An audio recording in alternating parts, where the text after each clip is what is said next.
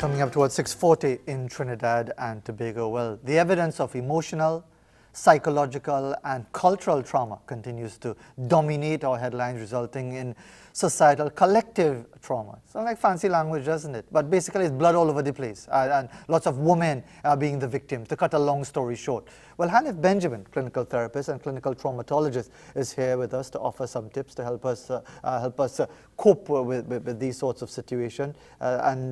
Indeed, reminding ourselves, he's the President and Chief Executive Officer as well for the Center for Human Development Group of Companies Limited. Very good of you to join us, Mr. Benjamin. I will leave it to you this morning because, as I told you before we came on here, I kind of fed up.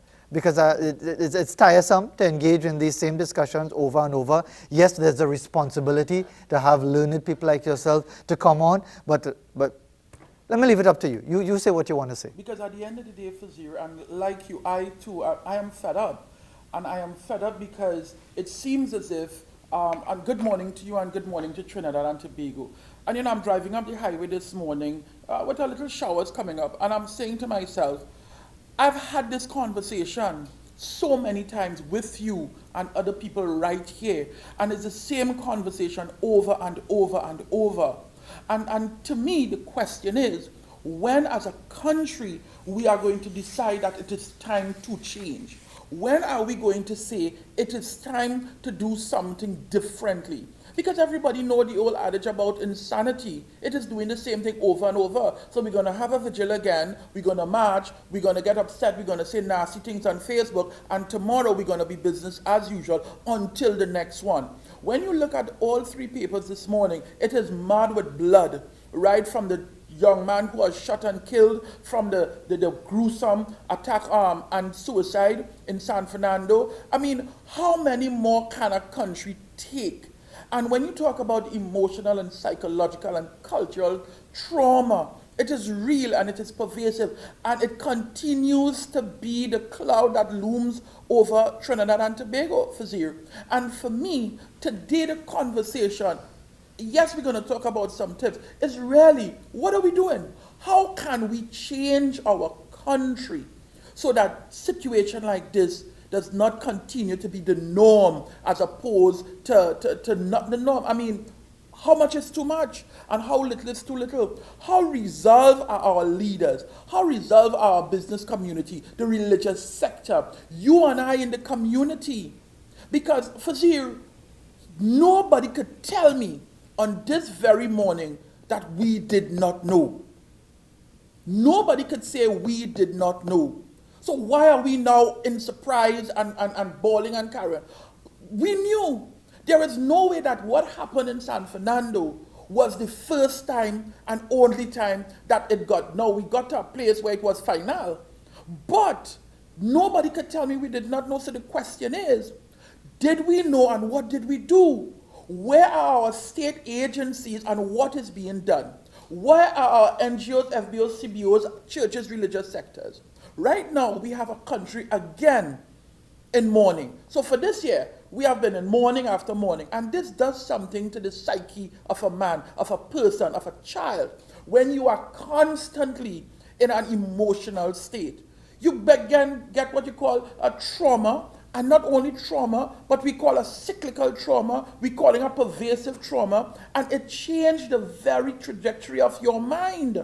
Because it is your mind now, Fazir, that have to deal with the scourge of this trauma. Could I just interrupt you for a moment? I think we may have to take a break as far as sorting out your microphone. In fact, we won't take that break, but let me just advance to your position. We talk about trauma, we talk about different issues, different challenges, and so on. And the entire situation, by the way, we'll get to the tips and so on because we're having you beyond 7 o'clock, so we'll get to those tips. So we're not going to leave those out because I understand the importance of that. But I just want to put it to you. We talk about the nation in trauma, a nation grieving. Could I counteract by saying to you that the nation has neatly compartmentalized those issues? That's why it's easy to go on to business as usual. Violence, bloodshed, women being brutalized is now perfectly normalized in Trinidad and Tobago. It might be a bizarre sort of normal, but it is normalized. You mentioned the different agencies. I will include the media in this because we play our own role with the usual 9 days crying and so on, editorials weeping and wailing, and then as soon as you get a chance, you put a bumsy on the front page, you put a bumsy on the screen to whine around a bottle and all that sort of thing. So we are just as guilty, just as culpable, because there's money to be made by using women as sexual objects. And therefore, I put it to you, as well-meaning as you are in talking about a nation in trauma, let me suggest to you that the evidence to me suggests that we have neatly compartmentalized this violence, which we deal with, project in a certain way, and then move on with our lives. You are quite correct. And while you are correct, Fazil, we cannot not realize that we are working on two parallels here. And one is a traumatized nation, and on the other end, a nation who is fighting to cope with what is the reality. And that is where you're talking about the compartmentalization of the trauma, because people want the brain. Naturally, the brain is designed to protect itself. So when the brain has become traumatized or is trauma-filled, it does what it needs, including dissociation. You call it compartmentalized, I will call it dissociation. Sure. So that it protects itself from the hurt and pain of the everyday trauma. Because no one can go through that on a daily basis. So you create scenarios to protect yourself. And that is why, Fazir, I always laugh at the notion that we are the happiest place on earth. And I keep saying, I don't know who does this study, but they need to disaggregate this data. What the data is that people have utilized coping mechanism or feel-good coping mechanism to compartmentalize or dissociate the trauma that we live on a daily basis. And so herein lies the problem of alcoholism, different type of substance abuse, risky behaviors, whether it's sexualized behaviors or other type of risky behaviors. That is what we do so that we can feel good. And then on the furthest extreme, we dissociate into thinking that everything is normal. That is what the mind does to protect itself when the mind is traumatized. And so you are quite right. But it does not negate the fact that we are indeed traumatized. Because what is going to happen, Fazir, is as you have seen and I have seen, and Trinidad and Tobago have seen, we will begin to live the trauma in our head. And I keep saying, unless we process the trauma in a healthy way, it lives in us. And Van de Kup book spoke about, the body keeps the score. And that is the reality. Our body keeps that score. And it relives the score in multiple ways. For example, violence, people and relationships. That is why we have the problems we are having. Family issues, conflict on work, conflict in general. This trauma live in different ways. It manifests in multiple ways. So when we think we have dissociated or compartmentalized, what we have done is try to survive. But because the trauma continues to live within us, we start to do things that we have no control over now. And that is the brutal reality of where we are as a society. Because, Fazir, I sat right here and I told you in 2013 or 14 that we are a traumatized society. And we have not done anything but become more traumatized. So your body have more to carry. And I want to add that we are dealing with, on top of all of this trauma, which I call complex, a pandemic. We are dealing with loss of jobs. We're dealing with bad economy. We are dealing with so many other types of stressors on top of the trauma. And so we have a complexity of trauma that we have to navigate every single day. And before we get to start the whole issue of coping and coping mechanisms and tips and so on, have you been able to for want of a disaggregate or analyze or come up, what is it about the mindset of the individual? In most cases it's men. It's not exclusively men, but in most cases it's men. Let's not pretend, well, you're saying not more the women to one. The fact is that the numbers show, the data shows, the vast majority of the perpetrators are men. So let's go, there's no dispute about that. So what is it about, whether it's the society, whether it's the environment, whether it's the home, whether it's the experience of the individual, that predisposes a man towards violence when he's challenged in any emotional way? And you see that last part when he's challenged in any emotional way. I learned this term recently with a colleague, Delison Charles, when we had a program on Futsu. And I learned the term emotionally illiterate. And I like that term. First time I heard it, emotionally illiterate. And Fazil, what you just explained there is exactly what it is. We are emotionally illiterate. What does that, what do I mean by that? I mean that we have not been taught how to manage, first of all, how to recognize, how to deal with, and how to manage emotion, more so negative emotions. And the reason for that is we have not been taught how to process when we feel a particular way. We have been told as boys that feeling that particular way is for sissy, you're a hen, you're a faggot, you're a girl. That is what you told boys when they started to feel emotion. In that young age, between 5, 6, 7, 8, 9, those are years when we are teaching people to form and understand emotion. In the earlier years, we were taking our cues from mom and dad or whoever is our primary caregiver. But then when we start to experience our own emotion, we were told, no, no, no, no, no, no, no. You were put in a man box and you were told that that is where you belong. Get up, don't cry. Hush, you're bruising, get up and go again. And so that is one aspect. The second aspect, we were taught from what we see and what we were told in terms of how to treat women. So we saw fathers, men treating women in a particular way. Again, I keep making the point, the only role of a child is to absorb everything in their environment. And so they absorb what they saw from these men. And then they absorb what the woman took from these men. And so they rationalize in their concrete mind that that is the way to go. And then we were told as boys that no, no, no, you are the leader, you're in charge, this is yours. And so you grew up with that for 0. You cannot teach a child this from 0 to 18 and expect at 19 to be emotionally intelligent. You have now bankrupt our boys from being emotionally intelligent. And so when life stresses come at you, when the very thing that we were taught as boys confronts us now as an adult, we don't know how to deal with it. Yeah, okay, go ahead. Sorry, go ahead. Finish your point. Yeah. I want to jump on the other part of it, a safe space to even explore now as an adult how to treat with those emotions. And I go right to the last 2 weeks or so. We're still laughing at the man who made the report.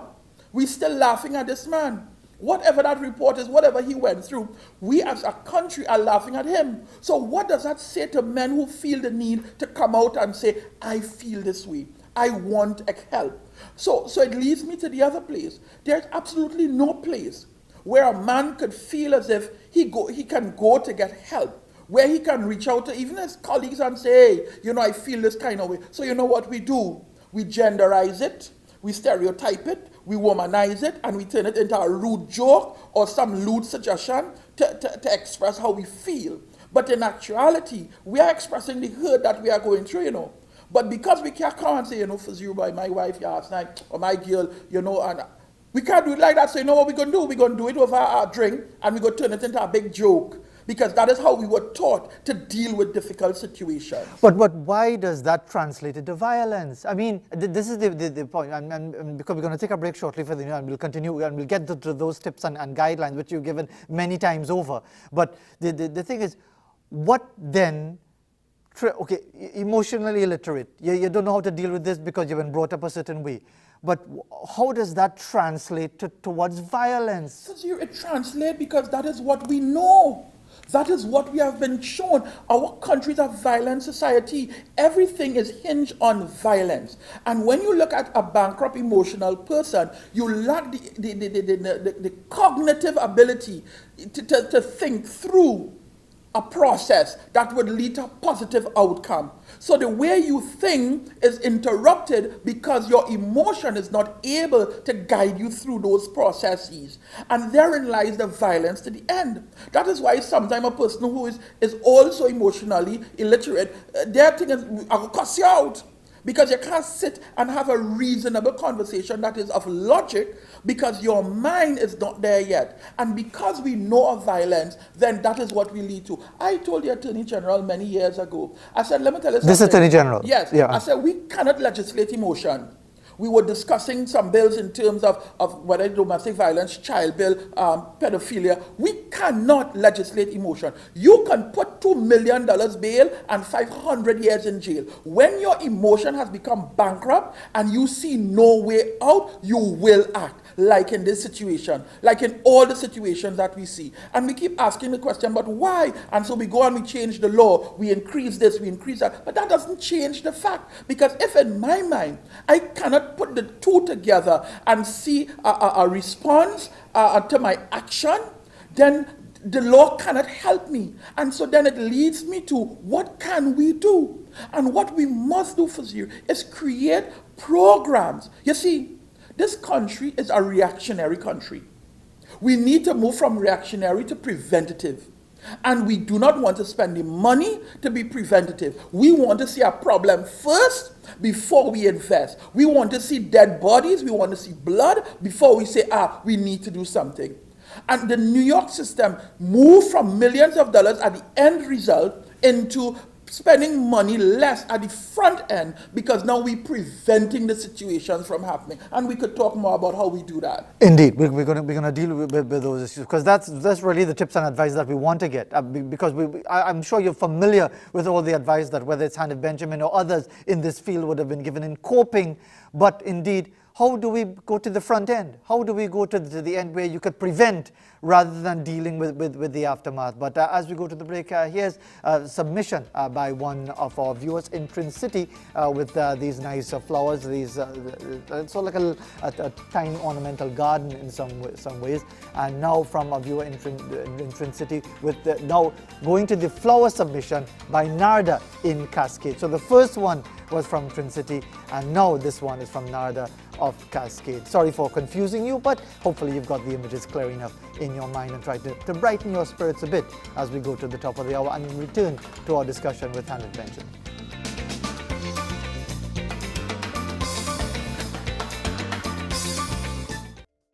The feeling has no barrier. Race and class doesn't matter.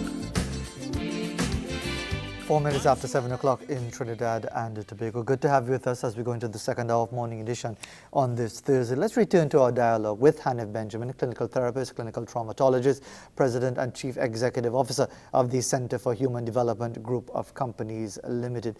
Thanks again for taking the time to be with us this morning. In the time that we have available, what advice would you like to give? Whether you're talking about preventative, whether you're talking about coping mechanisms, let me leave it to you to offer your perspective. I want to start for you with going back to the preventative because I think we have been beating the coping mechanisms so much. We need to get beyond that. The coping mechanisms are for what we see now, the aftermath, the end result. And I think as a country, we need to move in front of the situation, whether that situation is domestic violence, child abuse, gender-based violence, whatever it is. We need to move in front of the situation. How do we do that? I think we know what the problems are already. I think we have exhausted that conversation. We need to understand how to implement nationwide programs that can help these people. We need to utilize our community centers. We need to utilize our health centers. We need to utilize these monument school buildings. I keep saying that we have the infrastructure and that we have a ton load of social workers who are coming out of schools every year with nothing to do and being clerks and typists in places. We need to utilize them. We need the government to stop designing their own program and running their own program. These 3 weeks program and 4 weeks program. What I need the government to do is to create a robust network of NGOs, FBOs, and companies that can offer these services within the communities and give it to them to run. What we need to do is we need to get the corporate Trinidad and Tobago involved so that NGOs wouldn't be staffed for fun. I was making the point to you that I too have an NGO, but I park it to the side because after having written 300 letters, I got 3 responses because 50% of my caseload are, in fact, are pro bono cases because people just can't afford. But I can't leave them out. So I am doing this. When I reach out to corporate, they say, no, this is not our thing. But we sponsor the FET and the sports, and that is what they do. And so mental health take a back seat. If we really want to save Trinidad and Tobago, if we really want to deal with the scourge, we need to have programs that deal with mental health, that help people with stressors. I am saying the community centers, the health centers, because people know there and they know people there. Put people in these places to work. Get them to design parenting program, men program, masculinity program, child program, family program. Those are the things that people need help with. Give them a space, a safe space where people can come and feel as if they could pour. Get group sessions going. We need to get these things in order to get ahead, because the government is going to spend the money regardless. Right? New York City recognized that the juvenile detention facilities was overrun with Black and Hispanic children. And when you did the study, 99% came from broken homes, broken system, broken schools. And so in order to solve that problem, you had to go to the beginning. But we are not doing that, Fazir. We are allowing people to fall through the cracks. We are allowing these men to be emotionally bankrupt. We are allowing it's not a crack anymore, it's a crevasse. Well, this is why it is a big open space now. We are allowing families to crumble. Our country is under enormous pressure. I am not about the optics, you know. It is what it is. And in order to save Trinidad and Tobago, we need to put our money where our mouth is. Let me just jump in. I wanted you to give these prescriptions, but I'm forced to ask a question. Even if well-meaning, if the government ever wake up and the light bulb came on and they realized that they really needed to do this preventative work, even if corporate Trinidad and Tobago would suddenly wake up and realize that they need to stop running after the FETs and all the nastiness that they promote, even if they were to do that, how do you get people to understand that there's nothing wrong with seeking help? Right. Allow me, that basically that there's nothing deficient in a human being, especially a male, if you say, I don't feel right, I need to talk to somebody to help me through this. How do we get people to not recognize that this is some weakness, that this is perfectly normal? And if you look at the last 10, 15 years, it has changed somewhat. And I always like this group, Not Okay. And so Not Okay is helping people to recognize that it is okay to not be okay. We have called that, we have made that a bad thing to say I am not okay. The jobs made it bad because if you have a depression or mental illness, you're catching hell to get sick leave and to be paid for it. The insurance company is not paying you for it. They're not paying for treatment the way they ought to. And so in order for people to feel okay, to say that they're not okay, we need to get in the communities where they are. The first thing for you, people don't know where to go to get help. If I ask the general man right now, where do you go to get psychological help? He'll start to scratch his head. In order to get help in a hospital, you have to be in a manic state. You can't walk in the hospital and say you don't have stress. Yes, I know NCRH opened a stress clinic, which is nice, but that is only concentrated in one part of Trinidad and Tobago. But when you talk about really getting in, so the first step for people to change that mindset is to show them that there is a place and a person that they can go to anytime, every time they feel that way. It will encourage people to now come to the system. But not only that, because I am one who believes, give me a bus shed with a stool, I will help. So you go to the people. That is why when I was at the Children's Authority, I was making the help to get these buses to go into the communities. Because not everybody have TV to watch me. Not everybody could read on papers, but they need help down in the communities. And so we need to go to these people. Fazir, once you start going to people and you show people that you care, that you have the skills to do what they need, to help them through the system, they will respond. We have about 60 seconds left. So what is your final message of this morning? In order for Trinidad and Tobago to change, all of us need to become our brother's keeper.